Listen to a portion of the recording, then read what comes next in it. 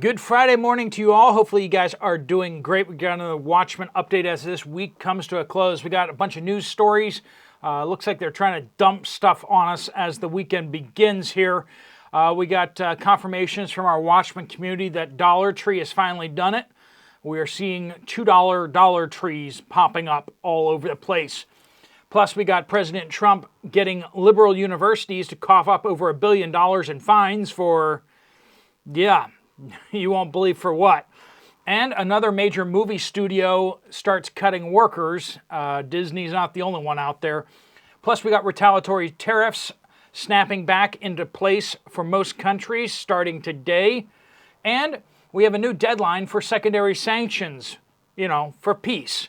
This could majorly upset the world order if we don't have peace in Eastern Europe ASAP.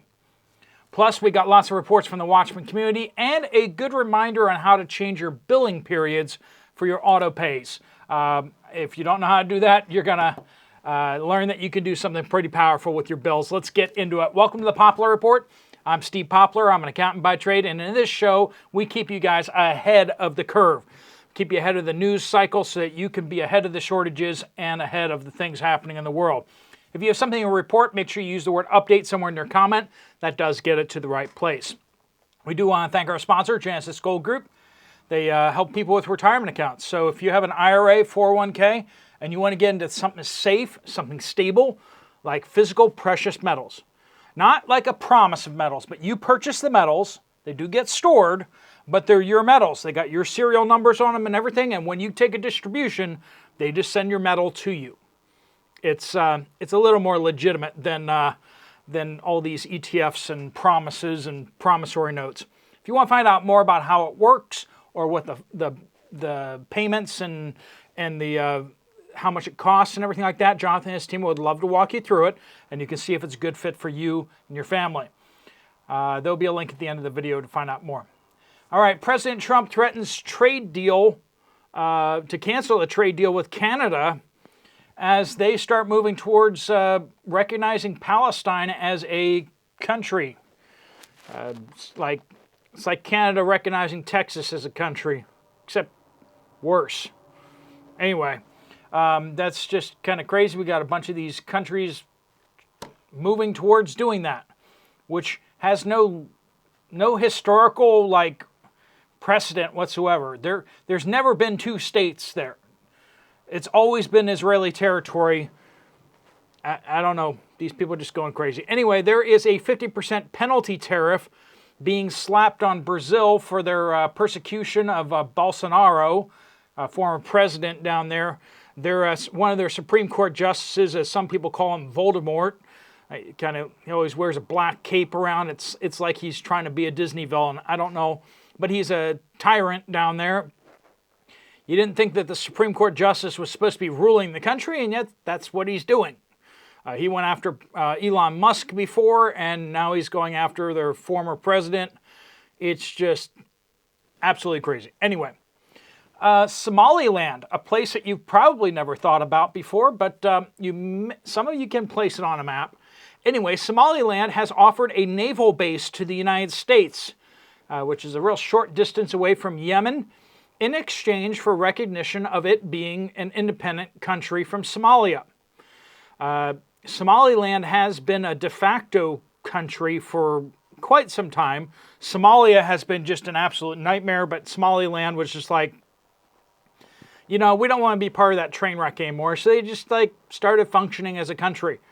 And they're moving towards actually having their own country and statehood, because being part of Somalia is just not a great idea. Anyway, lots of foreign aid organizations and places have been doing business with Somaliland, and it's a functioning government. So it's right next to Djibouti, which is fun to say. So right next to Djibouti, we'll see if President Trump takes him up on that. U.S. military base for independence. And Somalia really can't do anything about it because Somalia is just an absolute nightmare. Just total disaster. Wouldn't be able to stop Somaliland anyway. President Trump announces a plan to launch private health tracking system with big tech firms. Now, at first, you're going to be like, that sounds like a horror show.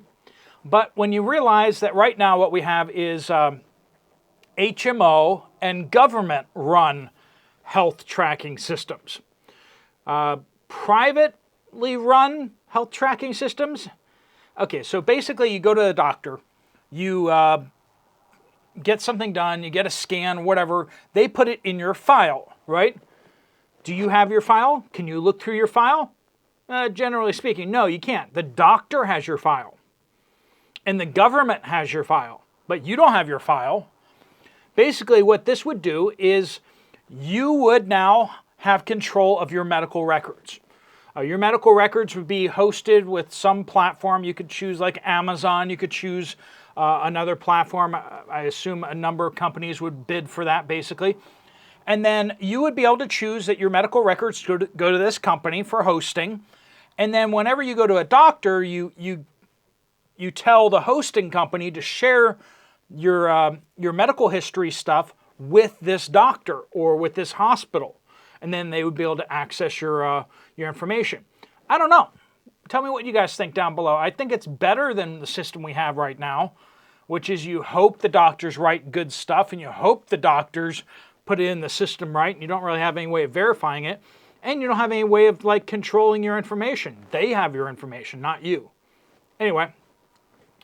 All right, the Trump administration has reached a $50 million deal with Brown University to restore their funding after they decided to do awful, awful things to people of Jewish heritage in their country, in their university setting. So they're paying a $50 million fine. And this is very similar to Columbia University, which is paying a $200 million fine for being awful to people of Jewish descent.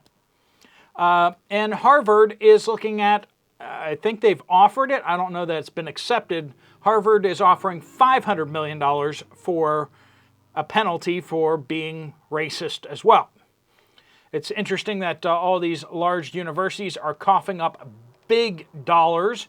Remember back during the protests where Jewish students were being threatened and locked out of buildings, and just because they're Jewish, because a Jewish nation is doing something, all the Jewish people are being persecuted on these college campuses, and the administrations of these universities were all for it.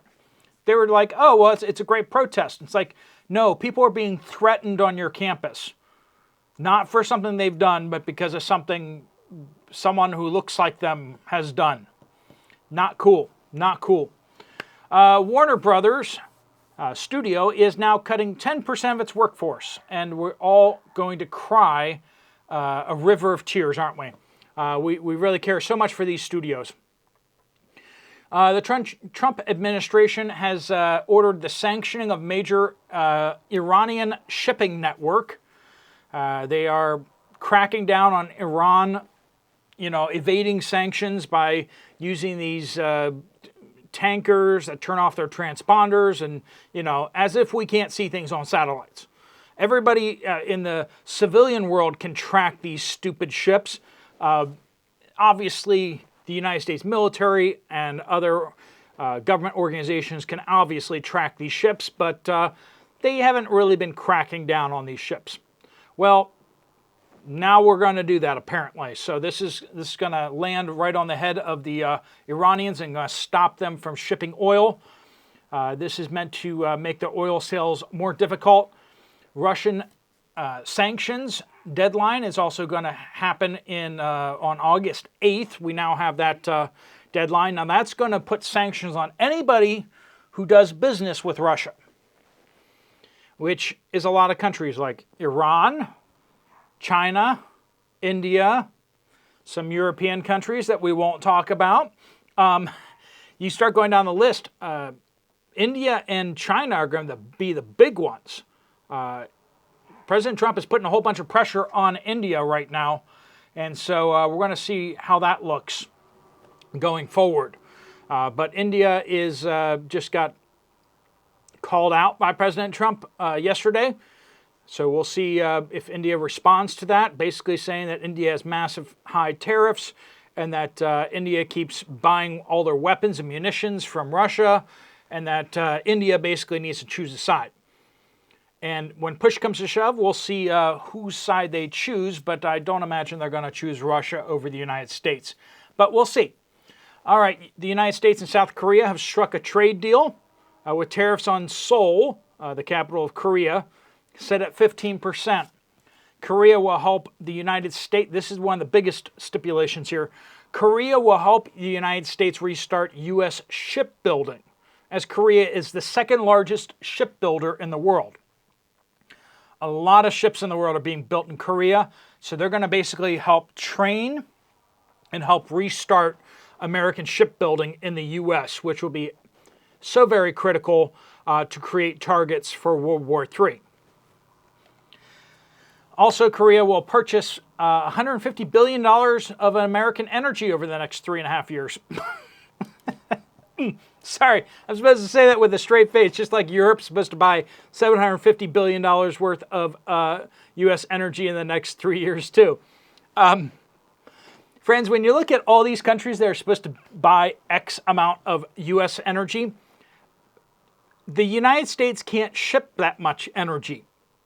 So either the price of natural gas and oil is going to have to go up dramatically in order for them to hit their quotas, or they're just not going to do that. So we got these deals happening that don't really make much sense. All right, into your reports here. Family Lee says $2 Dollar Tree. From Reno, Nevada. I just left a Dollar Tree while shopping. I noticed items with red dot stickers on them. I spoke with the manager who stated we are changing prices every day. See those red dots?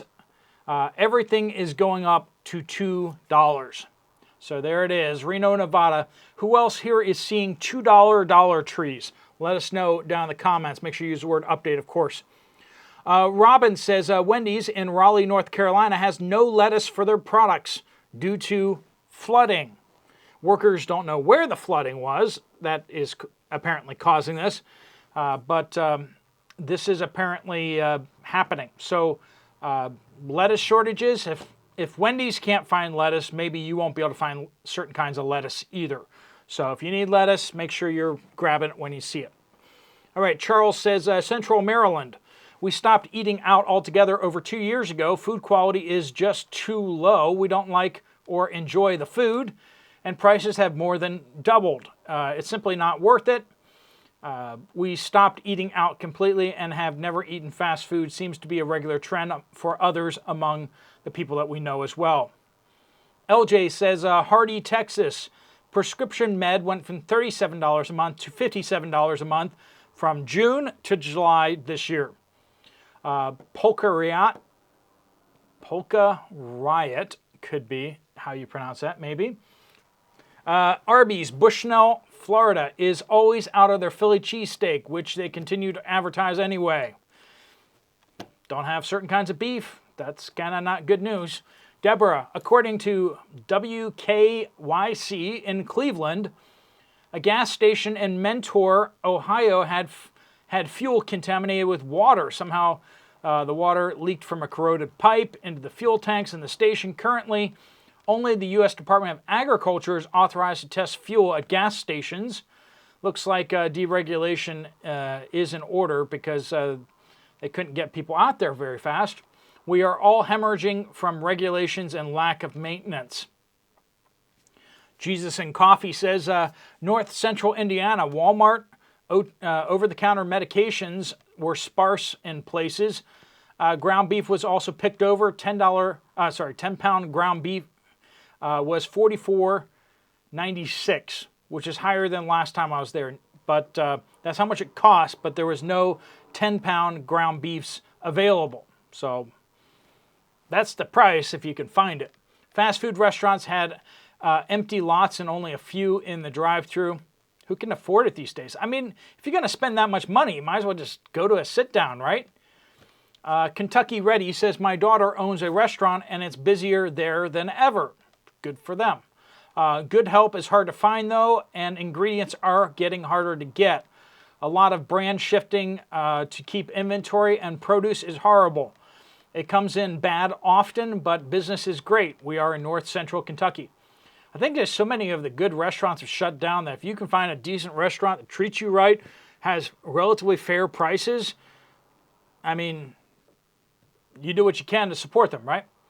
John says our power bill is around $300 this monthly cycle. Ghastly as that sounds, it's down from the $500 a month that we were paying past summers. I'll just summarize this real fast. Basically, they had 3 AC units, 2 of them conked out, and then they replaced 2 of them with more efficient units, and it dropped lower power bills, 40% savings over the old units. So if you have older units, they put theirs in 18 years ago. So if you have old units, AC units, you might save a lot of money by just replacing the unit. It's a lot of money up front, I get it, but if your bills are pretty high, you might actually save money over the long haul, depending on how much you use your air conditioning units. David says, here in Southeast Florida, lean ground beef is around $8.49 a pound, bought 2 days ago. Prices are criminal these days. Also, for internet service, I use AT&T. I found out the hard way that sometime in the recent past that AT&T changed their billing, for me personally, from the first of the month to every 30 days. So now their bill is starting to float. With possible exceptions for February, that means that every other month, the bill comes due a day earlier. What really ticks me off was the late fee for something that I took care of regularly until the change that they implemented. I have to keep on top of the due dates now. As for the Caribbean sheep and goats, I lived in Curacao for about 6 months working, and for lunch multiple times a week we were given goat. I found it quite good, and the goat and fries meal I overall looked forward to. Don't pass up on goats as livestock for meat, as goats are easy to raise and they're very good to eat. One of the things that you don't really realize is what the animals eat really changes the flavor of the meat. I was in Central Asia living there, and their cattle, they had some cows and stuff, they ate garbage, like literal garbage. They would just, you'd see the cows in the garbage piles going through and eating random stuff. Then they go up on the hillside and eat these little shraggy bushes. And the beef there tasted horrible. It was mostly because the cows just ate awful stuff. If you feed your animals good grass, you feed them corn or whatever, you're going to get a lot better tasting results than them eating all sorts of garbage. All right, no place like home. Southeast Idaho, our local rock hounding group has had an annual steak fry every year for many, many years for our members. This year, we were just informed that there will be no steaks because they just aren't available.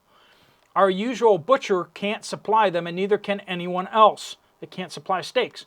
They order these steaks months in advance, and it's not just a matter of poor timing. So if you can still buy beef, consider yourself lucky. Jeff in Utah, after 25 years of first shopping at thrift stores before retail stores, we have stopped. Prices are just too high, and many resellers are out. So the many resellers clean out decent donations like animals fighting for a carcass. So all these resellers are going in and cleaning out the bins of all the good stuff, and then there's just isn't anything left for like normal people like you and I. About 2 weeks ago, we started noticing how empty the fast food places are. Yesterday, one manager said it's bad, there just aren't any customers. Terry in Shelbyville, Indiana. I'm still in sticker shock from shopping in at an Aldi today. I got 2 loaves of bread, 2 gallons of milk, a bag of potatoes, 1 package of sliced cheese, 1 bag of sugar, and 2 half and halves. The total was $28. I just looked at the cashier and paid, but wow. I garden and can pretty much prepare everything from scratch, but I don't have a cow or grow sugar cane. So what's a gal to do? Start baking bread too, I guess. like some other folks, I do see people spending a lot on prepared foods, and so it's so much cheaper to make from scratch, and it's actually pretty easy if someone shows you how. My grown kids tell me people don't cook like that anymore. It may be time for people to learn. I'm 60, not 90.